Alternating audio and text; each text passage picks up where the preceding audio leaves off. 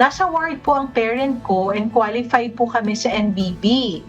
Nang pa-discharge na kami ay may sinisingil sa amin na doctor's fee dahil hiwalay daw po ito. Tama po ba yun? Baka po ibig niya siguro sabihin yung professional fee kung minsan. Tama po yan. Yung PF. Yung PF. There are also cases na nangyayari po yan kasi ang totoo niyan, dapat kung NBB siya, no bayad-bayad, pati yung doctor's fee, covered na po yan.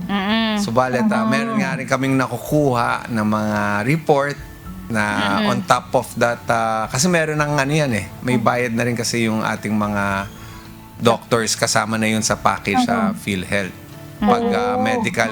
Pag medical conditions, 30% of the case rate. Pag surgical procedures, 40% of the case rate. So, depende sa case rate package po natin. So, ibig sabihin, sir, pag siningil nila yung pasyente, dodoble yung ano nila, may bayad pa sila sa PhilHealth. Kumbaga may dagdag. Ang pwedeng gawin is, again, please pa-report na lang po din sa amin. So, iyon mga kasabahay, i-flash natin yun ulit, Attorney M, no? Very critical pala yun. Kasi sa totoo lang, very practical yun. Importante talaga na malaman. Kasi, from experience din po talaga, sir, no, yan yung concern ng marami sa ating mga kasambahay. Okay na, pero ayaw po pumayag ni Doc na hindi raw po covered yung professional fees.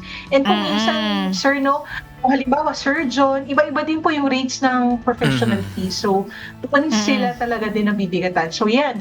Maaari po palang report. So, again, tumawag po kayo.